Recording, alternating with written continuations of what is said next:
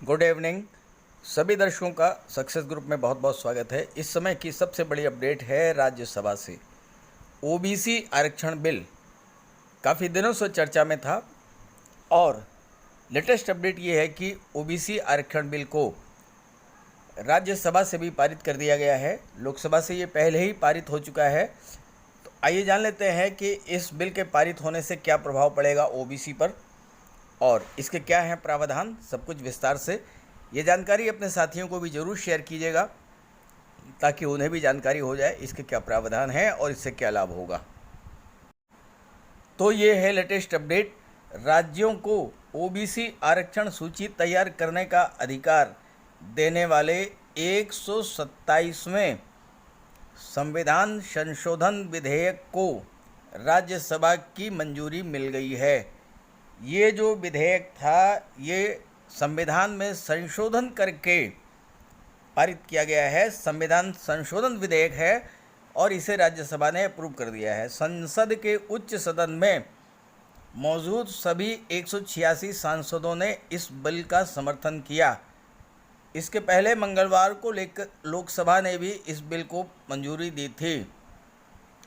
सबसे महत्वपूर्ण बात यह है कि चाहे सत्ता पक्ष हो चाहे विपक्ष हो, सभी 186 सांसदों ने इस बिल का समर्थन किया।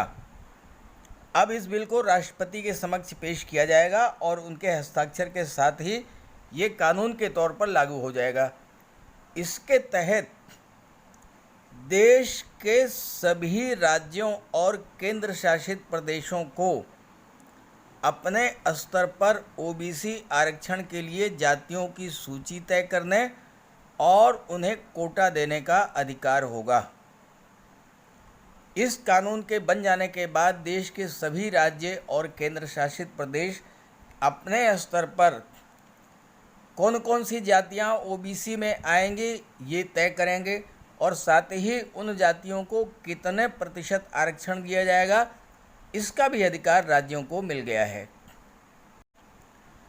हाल ही में महाराष्ट्र सरकार की ओर से दिए गए मराठा कोटे को सुप्रीम कोर्ट से खारिज किए जाने के बाद केंद्र सरकार ये विधेयक लाई थी। मराठा आरक्षण पर रोक लगाते हुए सुप्रीम कोर्ट ने कहा कि राज्य सरकार की ओर से इस तरह किसी भी समुदाय को ओबीसी सूची में शामिल नहीं किया जा सकता। सुप्रीम कोर्ट ने ये कहा था कि राज्य सरकार किसी भी समुदाय को अपने स्तर से ओबीसी की सूची में शामिल नहीं कर सकता है। इस फैसले से महाराष्ट्र में मिला मराठा आरक्षण खारिज हो गया था और राज्य में आंदोलन शुरू हो गए थे। इसके बाद सरकार ये बिल लाई है। इससे महाराष्ट्र में मराठा आरक्षण की राह आसान होगी। इसके अलावा अन्य राज्यों में भी प्रदेश सरकारों को अपने मुताबिक सूची तैयार करने का अधिकार मिलेगा। राज्यसभा में इस विधेयक पर बहस के दौरान कांग्रेस समेत कई विपक्षी दलों ने केंद्र सरकार से आरक्षण की 50% सीमा को भी खत्म करने का मांग की है। तो ये एक ऐसा मुद्दा था जिस पे सत्ता पक्ष और विपक्ष दोनों ही इसके लिए तैयार थे और इसलिए ये बड़े आसानी से ये बिल पारित हो गया और अब इसके आधार पर राज्य अपने स्तर से किसी भी जाति को, किसी भी समुदाय को ओबीसी में शामिल कर सकेंगे, ओबीसी कोटे को तय कर सकेंगे, ओबीसी कोटे को बढ़ा भी सकते हैं। इससे पहले लोकसभा में भी विपक्षी दलों ने जातिवार जनगणना कराने और आरक्षण की सीमा को समाप्त करने की मांग की थी।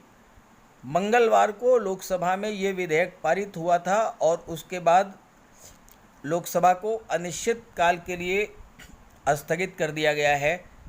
सदन में लगातार जारी हंगामे के बीच ओबीसी बिल पर ऐसा पहली बार देखने को मिला जब संसद के दोनों सदनों में चर्चा हुई, बिना किसी बाधा के कामकाज हुआ।